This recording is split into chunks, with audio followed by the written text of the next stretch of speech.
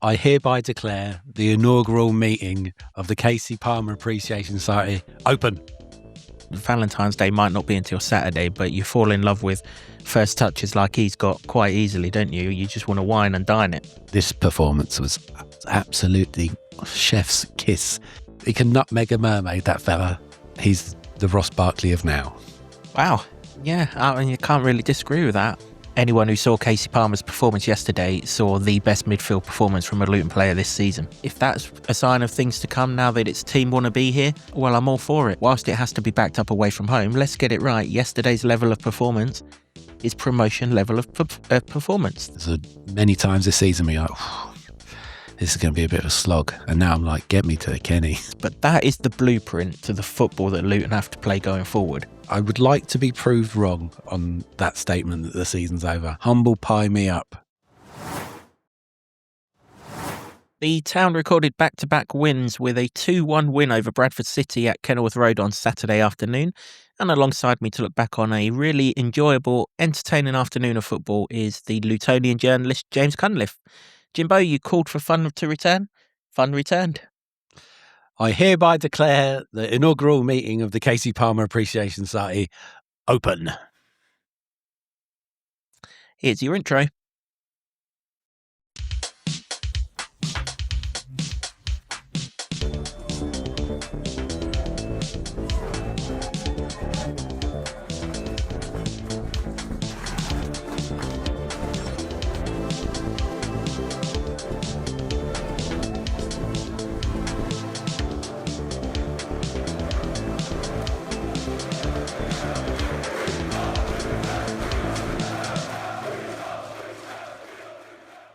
Welcome along to another episode of the Luton Town Supporters Trust podcast, the award-winning, longest-running Luton Town podcast. As ever, the show is in association with Solid, providing opportunities, provisions and assistance so our academy can fulfil their potential. As I said before we played the intro, we are looking back at Luton Town 2, Bradford City 1. A really entertaining, enjoyable game of football, even for a 12:30 kickoff, actually. And as always, Jimbo's alongside me to do exactly that. And, well, once again, Jimbo, people have heard my thoughts via the instant reaction, but I suspect you were of a similar nature. I loved it. It was the best game of the season, most impressive performance of the season. Chances, pretty much everyone had an outstanding game, some more outstanding than others. And I went away very happy. Yeah, I went past you on Saturday and you gave off the look of a very, very happy person. I suspect you were happy because they scored in injury time to deny me a correct score, but we can't have everything. It didn't even cross my mind, but, you know, sometimes you just get an extra little slice of joy, don't you? Rubbish. There was someone in the main stand who absolutely leapt up and shouted yes. I'm sure it was you. Really, really good afternoon, though, and that's the thing. If that's a sign of things to come now that its team want to be here, then, well, I'm all for it. And I guess that's the thing that we should start off with, really. We've had a fair bit of communication since the last podcast. Jack did a 12, 13-minute interview on the club channel where he explained the thoughts and everything of the transfer window. And, you know, he was as diplomatic can be, but the overriding takeaway from it was he didn't want anyone who didn't want to be here, and everyone who's left, with the exception of the younger ones that have gone out on loan for added potential, pretty much reading between the lines, didn't want to be here. Yeah, well, I mean, if it leads to a more harmonious group and performances like that, where they run and chase and pass to each other and pass to each other, the passing was fantastic. Create as many chances as they did, then yeah, I'm all for it. Maybe it is a masterstroke what happened in the window. I know we're sort of a bit sceptical, weren't we? And I guess we've still got to see Standout play, but you know, the flashes that I saw of Vandenberg, pretty impressive. And Cole had an important contribution to one of the goals, and so that's good. Yeah, maybe that's a good thing. You know, a shorter or a more trim squad, and yeah, if they can go forward with performances like that, heart, fight and desire like we saw, I think people are going to be pretty happy with that. Yep, they will. Of course, the acid test is still to come, and it's to come over the next 2 weeks. And we'll worry about that when the time comes, because we're going to rejoice in a really good win and a really good victory. A victory that was created through 2 changes to the team 11. Jimbo's just highlighted one of them. Devante Cole came in for Nicky Wells, right as the focal point of the attack. Any questions about us playing 2 up front, as I thought would be the case, were unfounded. And the other change was an equally important change, because Jake Richards came in for Cohen Bramwell, who we thought would be out for a while because of the interest in Jack Diamond, and it's been confirmed he's out 4 to 6 weeks. Do you know what though, Jimbo? I think the biggest compliment that you can give everyone who came in yesterday is that we're not going to miss Cohen Bramwell for 4 to 6 weeks on that evidence. Yeah, that's another massive positive, because I think, in months gone by, you miss him, that's the end of your attacking possibilities. In fact, some teams have nullified when they've taken him out, and we've not been able to produce anything like we did yesterday. The amount of chances we created, and some of the build-up play was absolutely sublime. It should be the most basic thing for professional footballers to play these little one-touch triangles to get up the pitch around it, but we just weren't capable of doing it. Didn't look like we were going to be doing it, and then suddenly yesterday, it's like, I think that Bradford was just, they must have headaches this morning, because they were twisting and turning everywhere, and everywhere they looked, we were popping little balls in between spaces and breaking lines. Oh, glorious stuff. I really enjoyed every single bit of it. Yeah, there has to be an irony, doesn't there, that on the hardest pitch of the season, in terms of how it cut up, we produced our best passing performance of the season. I mean, how on earth does that work? Maybe what was holding us back is literally that there were a few bad eggs in the dressing room that are no longer in that dressing room. Certainly, I saw a team that played with a lot more freedom, a lot more expression, a lot more enthusiasm, and a lot more quality yesterday. And when you think of the players that left, that's a testament to those that are still here, that they could produce that kind of performance, which, let's get it right, whilst it has to be backed up away from home, let's get it right. Yesterday's level of performance is promotion level of performance. They're a team who started the day fifth in League One. Having, I think that's their lowest position for a long time in the division. They've been much higher than that, and they were made to look average at times. Yeah, I think we've got to factor into that their away form has been pretty dire, but we made it look like their away form was pretty dire. Whereas before, how many times have we mentioned that we give a leg up to anybody that's suffering or anyone that's flailing or failing at something, and they can rectify it against Luton Town, and not on this evidence. Although, I have to give it Bradford some credit; they came to play, and that helped as well. We're still probably going to have to figure out this low block situation, but that wasn't the case. It was almost end to end stuff, and apart from the middle part of the first half, we got a bit stodgy and a bit scrappy. We started well and we finished well with that first half, but the second half then sprung into life, and it really did help that they wanted to come and play a game of football, and we proved that finally that we've got players that can tell you we're better at football. Well, yeah, let's hope they all come down and play football, because we'll beat them all if they do. Like you say, it's the low block ones that are a little bit more of the challenge. The big chance in the first half prior to the goal, that is, was a lovely move that got Jordan Clark in towards the byline. He cut inside and unleashed a shot that looked like it was top corner bound, but cannoned the crossbar, didn't it? And, just... It was at that stage of the game where you're like, oh, please don't let this be one of those days, because we were well on top and it needed a goal to reconfirm that authority. And that was a good chance. And Clicker usually finds the back of the net from that position, albeit he was shooting a goal that had an absolute giant in there. I mean, if he ever needs any TV work, the Jolly Green Giants sorted out, isn't it? But just hit the crossbar flush. Yeah, I wonder if he had that opportunity again, whether he maybe tries to square it to somebody in the box.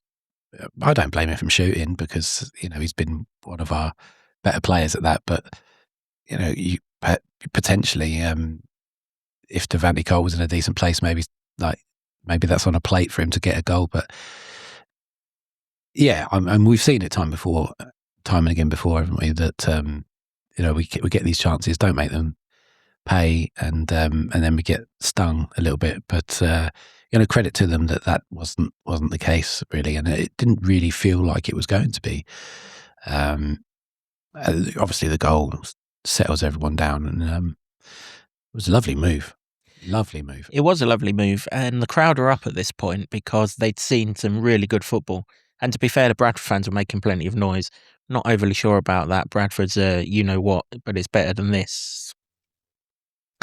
Its beauty's in the eye of the beholder, or something. It's better than the usual tripe that people try out, and it's a little bit different. So I appreciated it. It was if, good. If the sentiment is completely wrong. Yeah, indeed. But yeah, no, there was a good atmosphere, and that was good really, because the football last Saturday was flat, even though we won.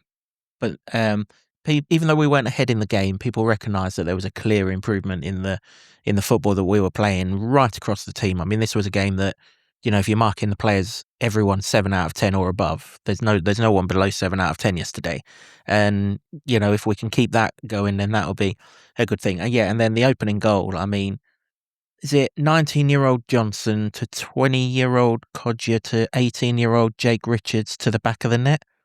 Future of this football club, it's not too bad. Now the recruitment team get an awful lot of stick. Some of it is justified. We have still signed the Jerry Yateses of this world, but also shouldn't be forgotten that they've picked out Gideon Codger and Jake Richards, who will serve this football club very, very well in the future.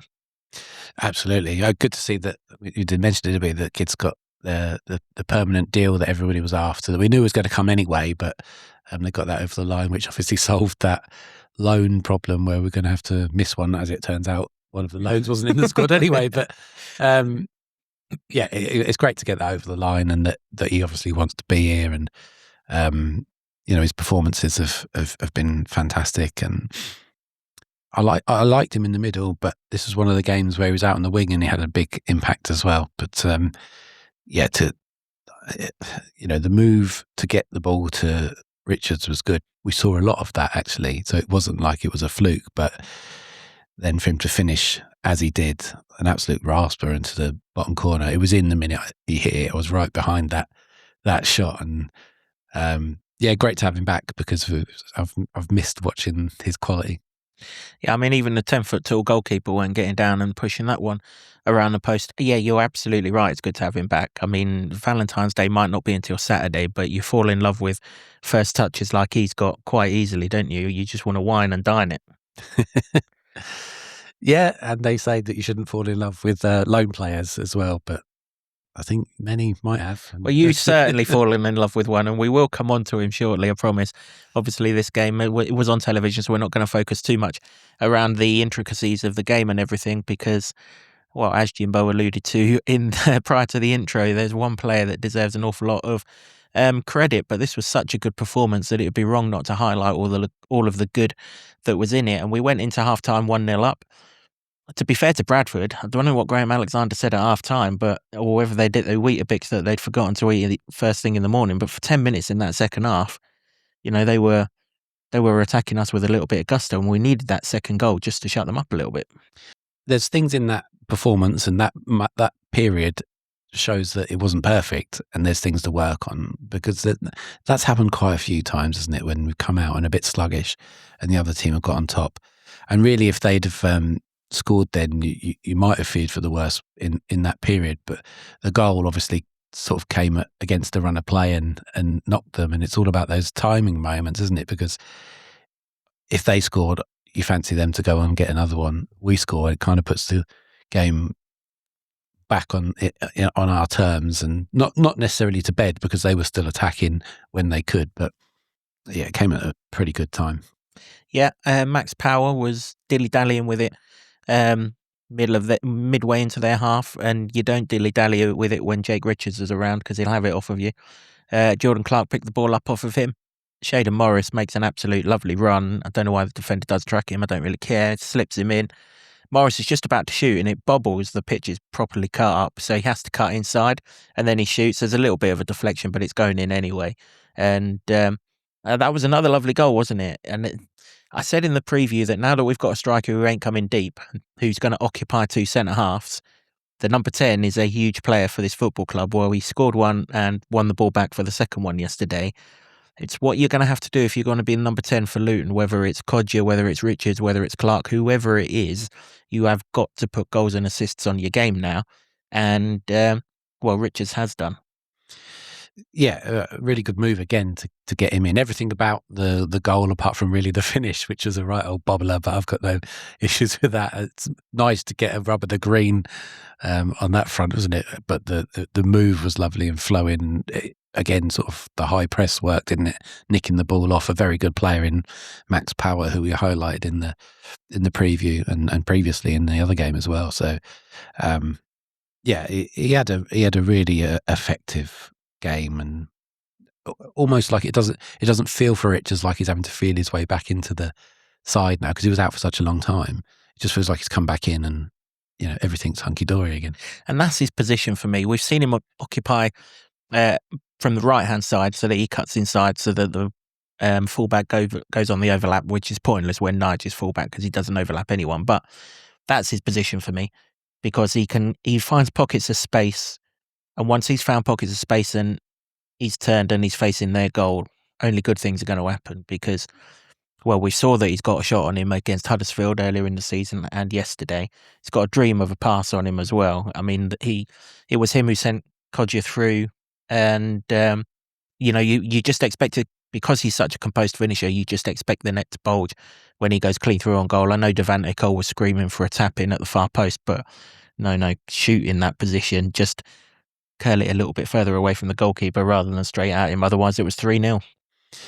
Yeah, and that point, we felt rampant at that point, opening him up at will, getting down the flanks, and there was a lot of good movement in the middle as well. We didn't actually highlight of the first goal, the Cole run, the Cole run that took the defender's attention enough for Richards to have loads of space. You still got to hit a pretty good shot, which he did, and to get it. But great forward play, that's what you want. If he's not going to score, then contribute in other ways. And I think that will come. He's only had like a week to get used to the style of play. So we'll see on that. But it did give the defenders a lot more to think about. I kind of expected Cudger to knock that in. Then Jones twice, and unfortunately that keeper he kept them well in it. Walker could have been a really big score. They could have scored as well. Don't get me wrong as well. They could have had 2 or 3 more. It could have been a massive scoreline. And the game might have even deserved that, really, because it was such fun.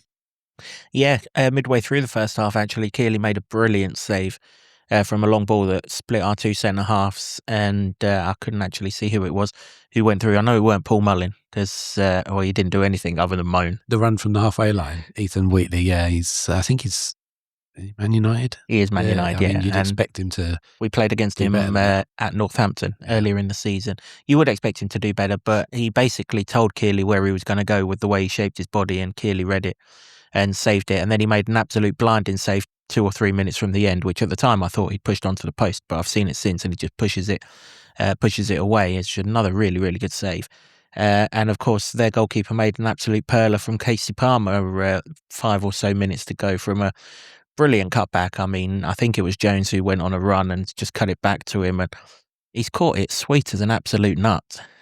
And, it's zipped off the pitch, which is basically mud by this point in the penalty box, isn't it? I mean, fair play to the groundsman for getting that game to go ahead. When they called a pitch inspection, it still didn't stop raining from the time they called that pitch inspection to the time they held it.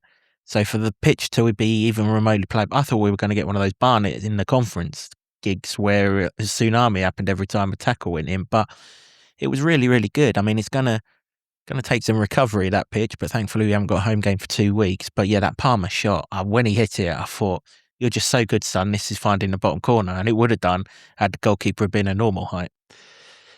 Yeah, it deserved to go in for everything that Casey Palmer did in that game. Absolutely sublime football player. What a signing that is. I mean, like you say, you can criticise certain acquisitions and stuff and exits and everything, but he's been probably the best player for me on the pitch for the 3 games that he's been in. And, it got overshadowed at Huddersfield, but in the first half, best player on the pitch. Then again last week, but this performance was absolutely chef's kiss. He can nutmeg a mermaid, that fella. He got a hat-trick of nutmegs out of nothing. He can't get shrugged off the ball. He runs with it. He's got a pass. That shot was amazing. He's got lovely hair. What else can he contribute? He's just an absolutely sublime player. And in that position, now don't get at me because he ain't Ross Barkley, obviously, but in the position we are in and the league we are in, he's the Ross Barkley of now. I don't want to saddle him with the name Ross Barkley, but he ran the show. Wow. Yeah, I mean, you can't really disagree with that. I mean, you know me, Jimbo, I'm not one for sort of hyping things up or anything, but I mean, let's be real. If the Ballon d'Or hasn't got Casey Palmer's name on it, then what is football even doing right now? I mean, he gets my vote every time if I'm allowed to. Didn't get the man of the match vote though, did he? I don't know. I mean, that's criminal because Clark was very good. He was, for me, it was Clark and Richards just behind Casey Palmer. I know for you it's different, but you're wrong, and I'm correct on this one. Yeah, absolutely fantastic player, and to think that he's probably still not really fully up to peak fitness yet, and he's doing that. He looks every bit a man who's had so much experience in the Championship, and we've had lots of those players of late, and most of them aren't here anymore or on loan to other teams, where he's come in, looks really hungry and has the quality to back it up. It's just a joy to watch him, and I cannot wait to get back to seeing him again. Yeah, I mean, Hull City must have a bloody fit team because their fans were on about him being lazy. I mean, Jesus, if this guy's lazy, Christ, they must all be like whippets up there or something, mustn't they? Because covers every blade of grass, doesn't he? Always wants the ball. He's going to make life so much easier for our two centre-halves who literally just have to get the ball. They don't even need to walk now. They can just give him the ball and say, on you go, son. And yeah, I mean, everything that you said, I mean, does he ever take the ball not on the half turn? I don't think he does. And if he does take it not on the half turn, it's only because he knows exactly where he's recycling it forward to. And again, I mean, he's got that natural athleticism where he glides, doesn't he? Which is why you brought up Ross Barkley, because he had it as well. And he's very much like Ross Barkley, that he is a class above the people that he's on the pitch with. And this is after 4 games. I mean, when he arrived, I was fine with the signing when he arrived. There was a lot of criticism, but I was fine with it. And everyone was like, well, we don't need number 10. And you're right, but he was always better than anything we had in that position as a number 10. But put him back as a 6 or a 4, as Jack quite rightly calls that position, because we're old school, 5 and 6 are centre-halves and 4's your central midfielder. Oh my word. We've unlocked talent that I haven't seen from him before, and I've seen a lot of him because we've been in the Championship for 5 or 6 years either side of the Premier League season. I don't know if Jack's intention was to sign him as a deep-lying playmaker, but if it was, well, there's your masterstroke of the season, because, I mean, he's going to create a mighty big headache in the not too distant, but he'll worry about that when it comes. But Jesus, yeah, what a player. I mean, he's so good that it looks like Liam Walsh will have to just sit out and bide his time. And we've praised Liam Walsh to the hilt for the last 2 months. He's been absolutely fantastic, particularly at home anyway. But yeah, he's come in, Casey Palmer, and he's made that position his own, because, you know, Walsh is great with the ball and he can pick a pass everywhere. That's great. But Casey Palmer can do that, but he can run with the ball as well. And he breaks those lines. So he's basically like a cross between Walsh and what Fanner did in one player. It's honestly, it's such a fantastic sign. And now I think the clamour will be, well, can we get him permanently? I certainly, for me, it's like, you know, if Hull don't want him, then, I mean, you're mad up there. I don't know what's going on with you, but we'll have him. And if he plays like that, he'll find a very good home here. Now, he's only been here for 3 games. He needs a song already, doesn't he? Get on the comments and tell me what song Casey Palmer should be having. and make it inventive. Nothing do Casey Palmer, inventive, because he deserves a song. He needs a song, and everybody needs to convince him that Luton Town is the club that he needs to be at. Yeah, absolutely. I mean, to be fair, you would think that we have to get promoted to keep him, but then you caveat that with he's clearly happy that he's closer to his family. I mean, the induction video that the club put out with his family around him and things like that, I'm seeing a happy footballer. That I'm not seeing a footballer who's slumping because he's had to fall out of the Championship to play football. I'm seeing a guy who's enjoying his football. And why wouldn't you enjoy your football? You are literally on the ball every minute of the game. And I want him on the ball. He's the one I want on the ball every minute of the game. Listen, Mads and Mengi, you were brilliantly defensive yesterday. But when that ball's at your feet, just give it to him. That's all we all want. Just give it to him. We don't want you to. He's there. He's only 5 yards away from you. Give it to him because he wants it, and he's got 3 players around him, and he doesn't care. No. Well, that's the thing, isn't it? I mean, the amount of times that we pass into Liam Walsh when he's got men around him and people are worried. You're not worried with Casey Palmer because how do you get the ball off of him? The only way you get the ball off of him, well, is yank his hair, isn't it? And, you can do that to your heart's content because if you want to get sent off, that's absolutely fine.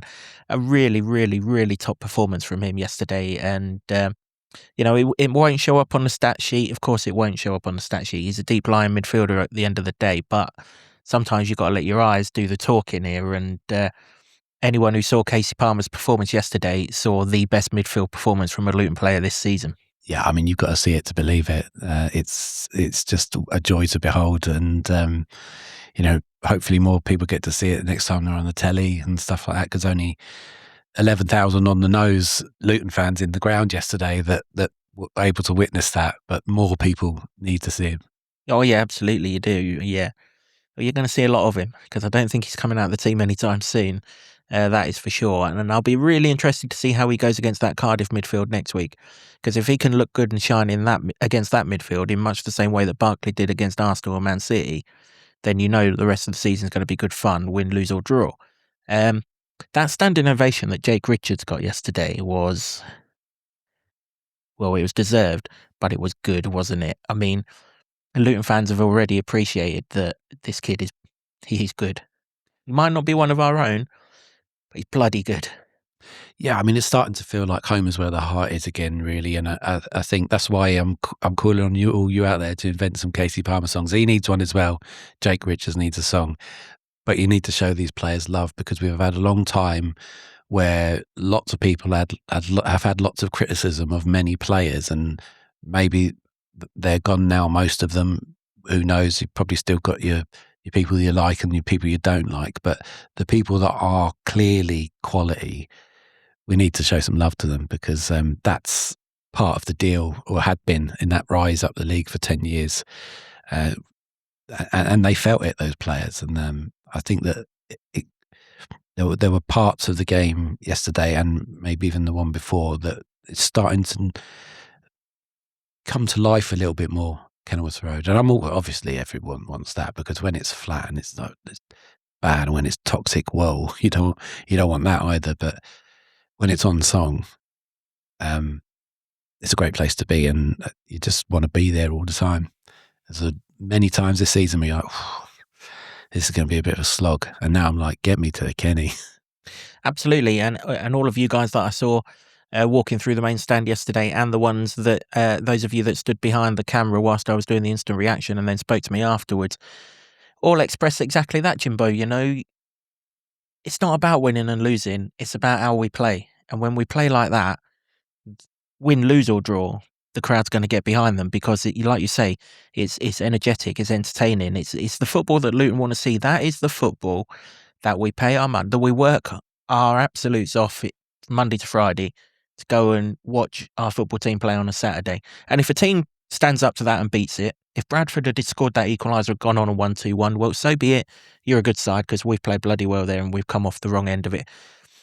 That might happen on Saturday, this Saturday coming, and again, we'll deal with that when it does. But that is the blueprint to the football that Luton have to play going forward. And I think it's the blueprint to the football that Jack Wilshere wants to play going forward. And I think that's why he's got rid of so many of the people that he has. And And I think there is something in that. You look at Ted Mengi's reaction to both goals. He's literally skipping up the main stand side of the pitch for the first one. And when he comes over to celebrate for the second one, he's got the Kenilworth crowd up. Gideon Kodju scored the second one, is like standing there taking the adulation. Jake Richards in the first one as well. Shader Morris too.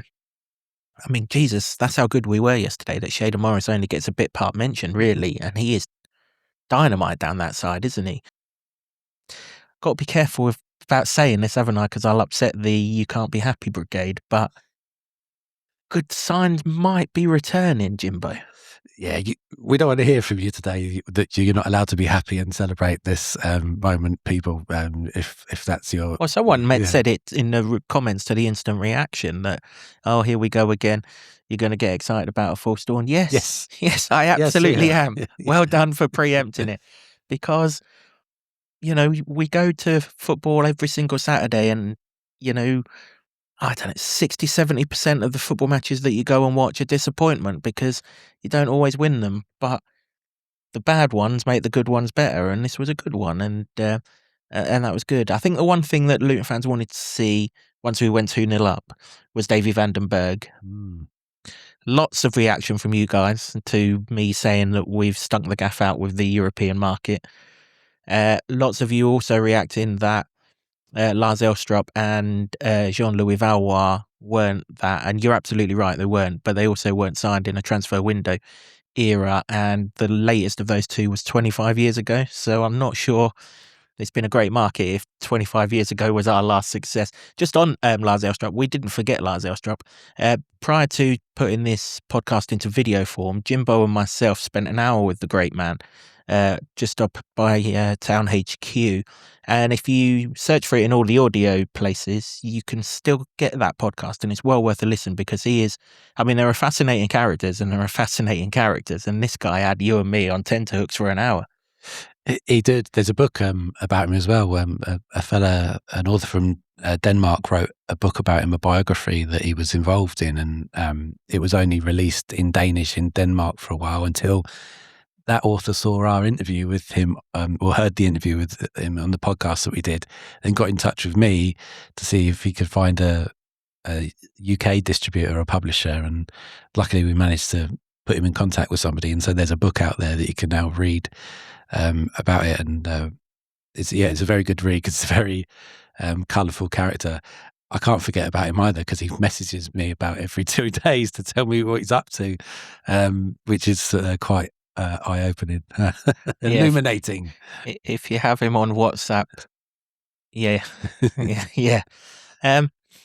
Also, to the two guys who mentioned Marcus Heikkinen and Ahmet Berkovic to me, I did point out signing from Europe, and Leyton Orient and Aberdeen, last time I checked, weren't Europe. But good shouts, guys. They were absolutely 2 top quality players for this football club. And the person who mentioned Sluga, no, we're not going there. We're not going there. But we might have broken the trend because good old Davey, he looked the part. Tell you what, if you're a midfielder and you're wearing 6, you ain't half got big shoes to fill. So he must fancy himself because the last midfielder who wore 6, well, he weren't bad, was he? And if this guy's even 50% as good as Ross Barkley, we've got ourselves a baller, as the youth of today would say. Yeah, I mean, he got involved right from the off when he got substituted on. Really some nice touches. You know, on another day, if it weren't for Sam Walker getting in the way as many times as he did, he might have even had an assist. But yeah, he looked athletic and sharp and wanted the ball and received the ball really well. Another one of them, you'd expect that from a quality Dutch player. So I'm really excited to see him as well. Yeah, and I mean, it's how you fit them all in, but that's a great headache to have. Well, if Richards runs them ragged and kills them for 65, and then old Davey comes on for the finisher role, best of luck to you. Yeah, exactly that. I mean, he hasn't played, like you mentioned in the previous podcast, he's not played 90 minutes since May, has he? So maybe they'll have to build him up, and that might be the ideal scenario. But that is a fantastic position to be in. When you look to your bench and you go, oh, you've got all those players that come on and really cause some damage. You know, in the situation we were in when he came on, it looked like, well, they're going to hold on to this and maybe go for some more. But also in the reverse, where you're trying to chase something, and hopefully that's not going to be too many times, because I'd like to be in a commanding position like we were in yesterday, albeit not as commanding on the scoreline as it should have been. And that's going to be a good thing as well. And we've still got standout to come as well. So we'll wait to see what he gets up to. And I hope that I today have been in the wars with a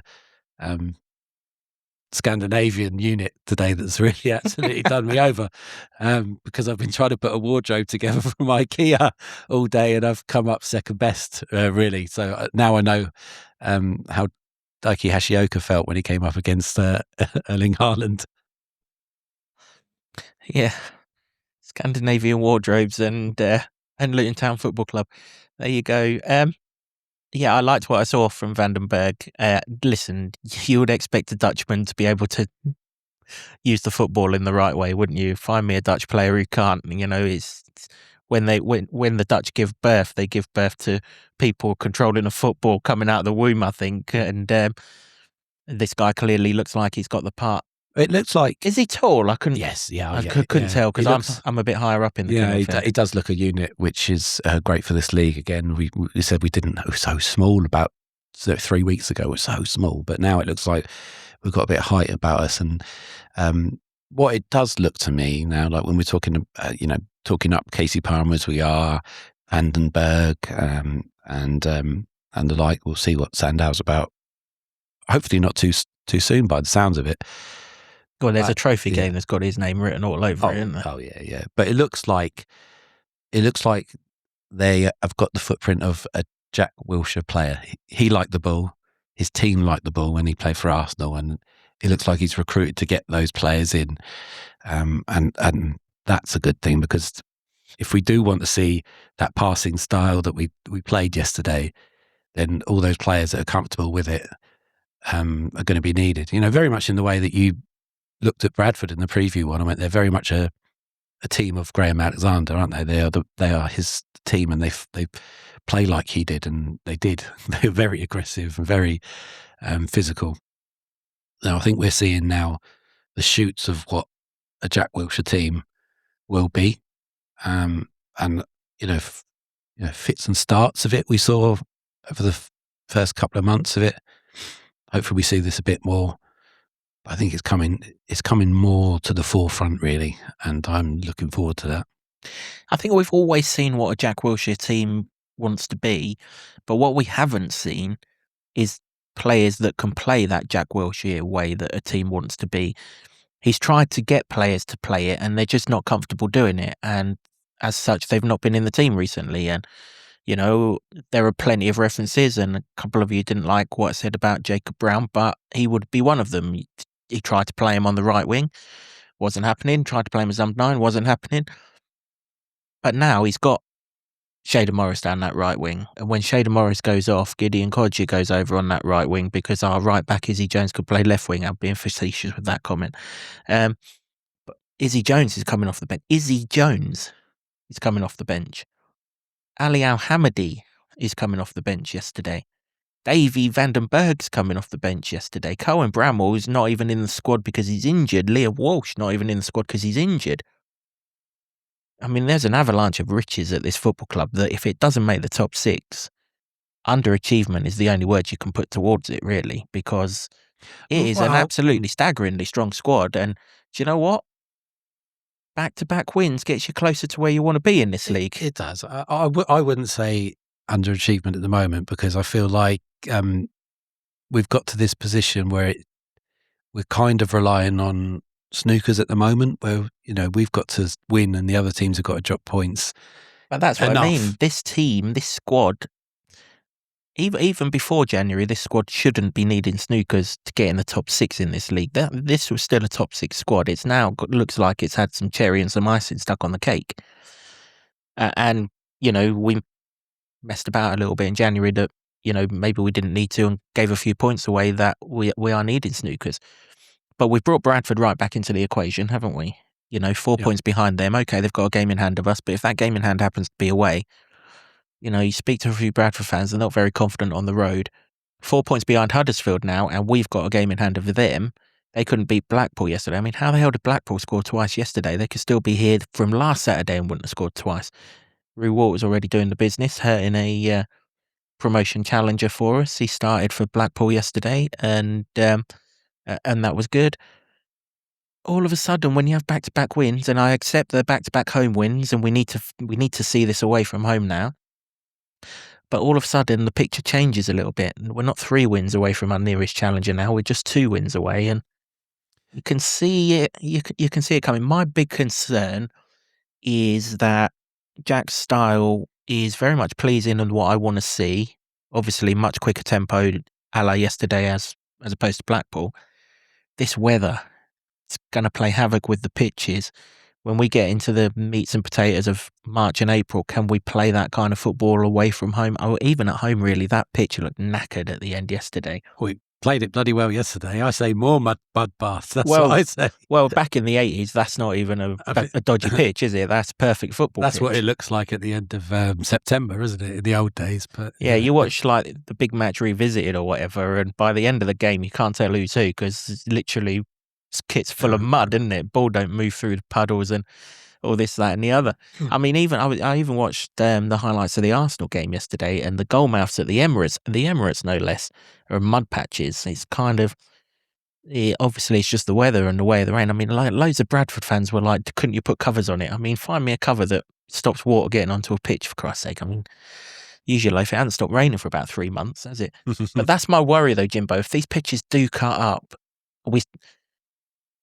we've now got colder. We can go back to front 2, but are we suited to it? That would be, and I hope it's unfounded. Listen, I hope it stops raining tomorrow and never rains again. But generally in League One, the pitches don't hold up to good scrutiny, do they? If they can play like that yesterday, it shows that they shouldn't be deterred by a pitch that's cutting up.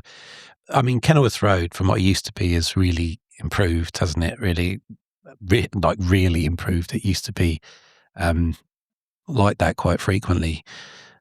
So kudos to the groundsman and everyone that works with him on that front. Hopefully it gets a little bit of a rest and a breather now on these away games, and if we can sort out the away form, great, come back and play like that. But I don't think there's many excuses really now when we've seen the best performance on the worst pitch so far this season. Bring it on. Yeah, absolutely. Yep. Yeah, no, really, really good win. And yeah, like I say, things are starting to look a bit more positive again, with the caveat that the rest of this month is going to tell us exactly where we're at. Next Saturday is going to tell us just how good a side we are. Jack said something in the interview that he did on the club channel that I can't remember the exact quote, something along the lines of, he doesn't think Cardiff are as good as us, they're more consistent than us. I've paraphrased it, but it's along those kind of lines. Well, we're going to find out next Saturday if Cardiff are as good as us or if they're just more consistent than us, because we can't go there off the back of a better performance than we are going there. I mean, I caught the second half of the Cardiff game. Yeah. You know, it's we are literally taking on the Man City of this league, I think. But you know, we'll worry about that when the preview comes along. But it's the games beyond that. All I want from Cardiff is a good performance. Now, if they're good enough to beat that good performance, I'll be on front of this camera holding my hands up and saying, "Well done, Cardiff, you're going to win the league, you're far too good." If we go to Cardiff, have that good performance and get a result, and by a result, you offer me a point right now, I'll snatch your hand off and we won't bother playing the game. But then we have to go to Wigan, who've just sacked Ryan Lowe. I've preempted it for them, but they've actually done it now. They've just sacked Ryan Lowe. 6-1 defeat yesterday at Peterborough. You have to win there. You have to beat Burton at home, and I like Burton. I've referenced a couple of their players on this podcast recently, and Beasley's in serious goal-scoring form since we mentioned him. And then you have to go to Port Vale and win. You have to. You know, no, that's a Port Vale without Ethan Archer. See his free kick yesterday. Yeah. Cohen Bramwell's got some competition when he comes back, let me tell you. But then 3 games you have to win. Whatever happens next Saturday happens, and let's hope we give Cardiff a bloody good game, and you know, we all go down there and we really, really enjoy the game of football and everything else. And it's a darn sight better game of football than the last time we were there, which was just, if it was in my back garden, I'd have drawn the curtains. But then them 3 have to be 9 points. If we're going to get anywhere, those 3, and I'm not being disrespectful, but Wigan have dropped into the bottom 4. Burton are in around the bottom 4 and Port Vale are rock bottom, which means every other team's beaten them. If we're going to get in the top 6 this season, which Jack once again restated was the aim yesterday, as did Gary in the programme notes, we have to take 9. Minimum 7, but you have to really take 9. Yeah, well, the only reason we said a couple of podcasts back that the season's over, not getting into the playoffs here, is because of the away form. Listen, we've gone 10 unbeaten now in the league at home. And they haven't all been sparkling performances you like yesterday, but you can't sniff at 10-game unbeaten run at home. It's the away form. It's been absolutely terrible. So that really needs to improve. And if they can improve that over the next 2 or 3 games, Burton will be at home, obviously, but the other ones are away that you mentioned, then maybe we change our tune again. And that's fine. I've no problem with that. I would like to be proved wrong on that statement that the season's over. Humble pie me up. Yeah, me too. Yep, absolutely. I'm just desperate for us to win an away game. Do you know what I mean? Done a few miles this season since we last saw Luton win an away game. Ironically, the last away game we won, Jimbo, was away to the league leaders. Next away game to come is away to the league leaders. Does lightning never strike twice? We're going to find out, I suspect. Yeah, it's going to be. It's an enticing tie now, really, after that performance. The only sort of reservation you've got is that we haven't even come close to putting anything on an away performance like we've had at home. And so that's the next point, the next challenge for Wilshere. But obviously, we've reshaped the squad since then, not drastically, but with those players going out and those select players coming in, maybe it changes the outcome of it. Don't forget that I've already talked up Casey Palmer's performance at Huddersfield. They scored an unbelievable goal. Before that point, he was doing good. He was playing well. We were doing okay, and it looked like we were improving. That knocked the stuffing out of us. The hour after that was not acceptable, but before that was okay. So there's stuff to build on. There's stuff to say that hasn't all been terrible, but you need to pick up those results as well. Yeah, particularly those at the bottom. And to be fair, this season when we've played teams at the bottom, Burton away, I don't think Northampton were bottom, were they? But they were down at the bottom, and we beat them. And Peterborough were bottom for a long part of this season, and we went there and won. So generally, when we have gone away to the weaker sides, we have beaten them. And these recent away games, probably only Exeter really that were down there that we should have beaten. I mean, Plymouth were on a good run at the time that we went there. Huddersfield just changed the manager. We're on a good run. The Leyton Orient game was just a disaster, and the Barnsley game where sometimes you can run into teams when they're crack hot on the afternoon, and that seems to be what it did, albeit we were still complicit in our downfall. Anything else from yesterday stood out to you, Jimbo? The old final whistle antics are starting to kick off, aren't they? I mean, that's the second week on the trot that it's all kicked off. We're supposed to come on here and say, "Oh, we shouldn't be having that on football." You don't want to see that, but the truth is, you do want to see that, and I do want to see that. It was brilliant. I got a video clip of it actually. It looked like Ali Al-Hamadi was offering Curtis Tilt a little rendezvous down the tunnel, and Tilt went, "All right then." They both started marching off until Casey Palmer, boo, Casey Palmer, and Mads Anderson came and collared Ali Al-Hamadi and eventually talked him down via a couple of other teammates and staff members as well. But I don't know what was said, but handbags at dawn. Yeah, I mean, a week out from Valentine's Day, I don't think it was roses are red, violets are blue, was it? But I mean, it might have been. Just shows that he wants it, though, doesn't it, Ali Al-Hamadi? And I'm definitely here for that. That is the thing, isn't it? It shows that probably it's hot-headed stuff, and I'm not going to say you don't want to see it because you do. I've just told you that, but it shows passion and desire and heart, and that's all the kind of things we want. Really, there was another one recently, wasn't there? Some afters. Game before against Blackpool after their manager called us an academy team. Exactly. So that little bit of needle is a welcome return, because we are top of one table, and that's the Fair Play League. I mean, and that might be just because we aren't cynical and don't foul people and stuff like that. But if there's a bit of extra bite in this team now, a bit of extra desire, then you guys are going to feed off that. You tell me if you don't, because I think that you will. Oh, all day long, yeah. Two things that Luton fans feed off: desire, heart, passion like that, and Luton taking the you-know-what. And there were times in that second half yesterday where some of the football was doing exactly that, wasn't it? Because it was sublime, it was lovely, it was passing, it was moving, it was just enjoyable. It really was. It was probably the most enjoyable 12:30 game I've witnessed, and or 12:31.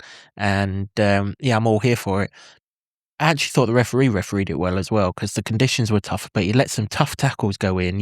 Torre had a couple of tough tackles, and someone collared Mengi early on, and thankfully he was okay. And in them conditions, sometimes you either get a referee who is a pain in the arse, and I thought he was going to be when he made Josh Kearley take that first free kick from the very blade of grass that was no longer there from the offside, even though the guy was actually offside further up from where he touched it. But I thought he was pretty decent. The only blemish on the afternoon came in injury time, didn't it? Where a hopeful long ball just got sent through, and Humphreys, came off the bench, beat Joe Johnson to it.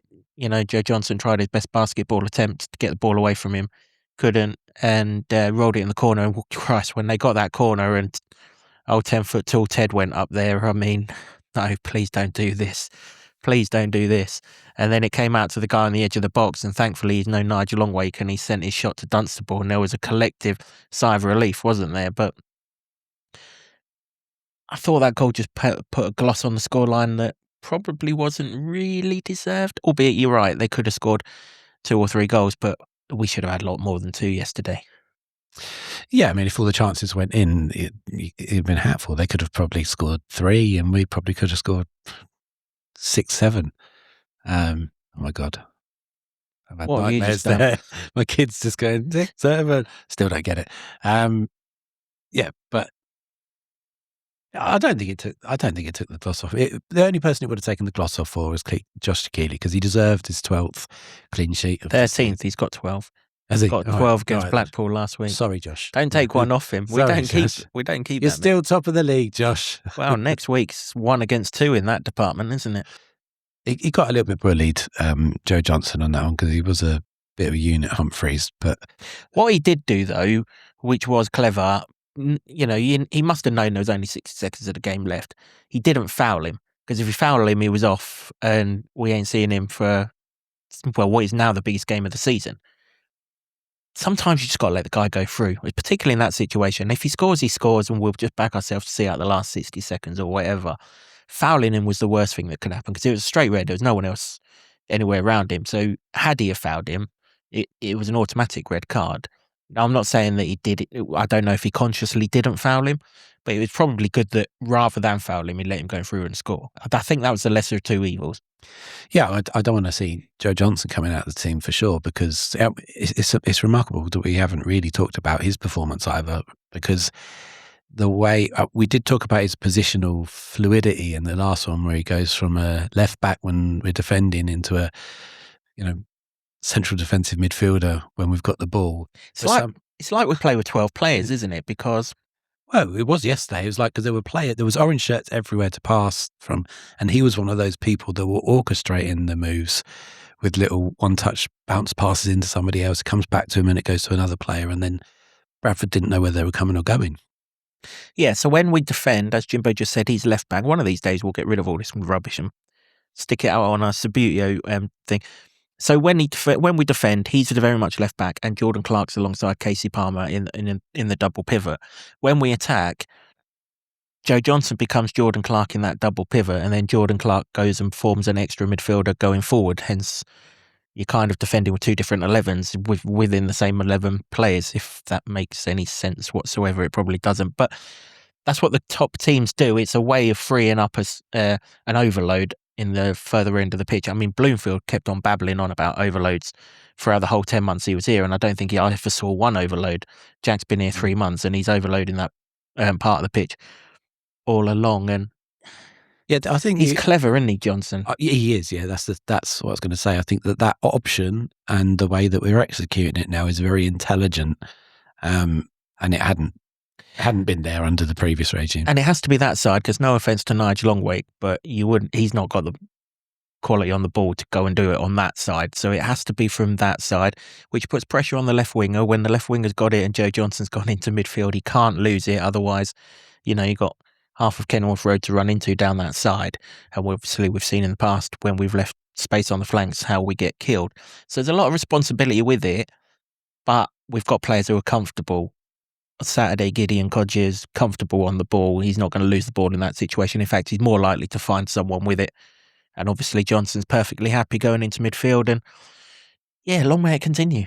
Yeah, I mean, I lost count the amount of times we were saying that midfield got overrun now, and now we're doing that to other teams because it looks like the options are so great, and that's probably one of the reasons. It's not all of the reasons, obviously, but it's a nice little extra bonus that when we've got the ball, and he is very comfortable with it as well, and he's not being very flashy with it, but they're just intelligent little passes through the lines to a man in space who tends to be either Richards or Clark yesterday. They both were doing that fantastically well. We know Clark can do it, but Richards too. So that gets them turning round, the opposition players turning around, and us going forward. And we've got players that finally showed that they can play so effectively with the ball yesterday. And it does really bode well.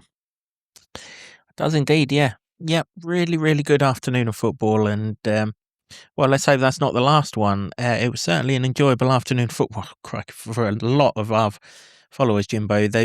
We had a lot of correct scores yesterday for 2-1. Probably enjoyed that consolation goal an awful lot more than what I did. I might need gas and air to go through all of this, but let's go. Craig Clark, T. Watts, LTFC, Richard Tyson, Rev DM Brown, Nick Weatherhead, Ed and Sam Oliver. I'm not even halfway through yet, Jimbo. Daz Fitz Studio, David Coop, Claire Clark, Tom Mollett 300, Highland Hatter, Mark Henahan 3955, Chazar 1169, Fleety 1885, Terry JC 1971 and JC 7966. Well done to all of you for predicting 2-1, and you will get 3 points on our leaderboard. And if you're in the top 5, you'll appear on the preview to the Cardiff game, and I'll update the Trust website with the full leaderboard between now and that Cardiff game so that you can see exactly where you are, because I think yesterday was game 30, wasn't it? And I said I'd do it in 5 game increments. So we will do that. Lots of correct scores. And yeah, I think generally the vibe is that people expect us to win at home. But it'll be interesting to see what the correct scores are next Saturday, because particularly the opposition as well. I think it provides an interesting test, really. There's a long way to go on the away performances. I mean, if it can turn real quick, then we might be in for a fantastic end to the season. I want that. Got to see it with my own eyes. We do. Yep. And we'll worry about that next week. Whoever it was, and I forgot to write down the name, who asked if I'm going to get Steve on the podcast to talk about Sverris Sandow. Yes, we are. He's been on holiday for the last week, as he was last year, actually, and I didn't want to disturb him on holiday. Sometime this week, I'll hook up with him and we'll get his reaction to what he is and what we can expect from him and everything else. I think Jack said that Sandow is a couple of weeks away, 2 to 3 weeks away, so we got a little bit of time before we're going to see him. But we'll get Steve on and to find out exactly what we can expect from him. Yeah, it'd be interesting to hear his take on the new guy, because obviously, I don't know anything about him, and similar to Nordos and Fana, maybe we might even be able to hear a bit about what he thinks their futures are. I mean, certainly Nordos is still a Luton player, isn't he? He'll be back in the summer. Indeed, yep. Just before we go, just a shout out to an event that's taking place on Thursday, the 19th of February at 7 p.m. at Brown Books, which is in Hightown. Jimbo, Tom Colden, who we had on the podcast prior to Christmas, has written a book. It only took 9 years. I'm sure lots of you got that for Christmas. And he's going to be at an event, and we've been asked to give it a shout out, which of course we will do because it's a really, really good book. Yeah, and he's an interesting bloke, Tom. So he's going to do a little talk up there about it, and you can get it as well. And you should support your local bookshops as well, because there aren't many, and that is one up in Hightown, just a little up the road from where we used to record at the Barber Club. Yep. That's the night after the Wigan away game, Thursday, the 19th of February. I think it's a ticketed one, so we'll put the link to it. But it's a donation, I think they said. So check that out first and get along to it. Absolutely. Yep. That's pretty much it for this episode of the podcast. Thanks to everyone for all of your comments, either at the game yesterday or the comments on the podcasts that we've done. We really, really do appreciate it, and keep them coming if you can. And obviously, thanks again to everyone here at Marsh House, the home of the Luton Town Supporters Trust podcast. Always appreciate your support, guys, as we do to Sean Grant and the Wolfgang for our intro music. Until next time, which will be in a few days, we've got this midweek off, Jimbo. So the next one will be a preview of that big game at Cardiff on Valentine's Day. From Jimbo and myself, oh, blimey, that was much more like it. Lots more of that, please, Town. Come on, you atters.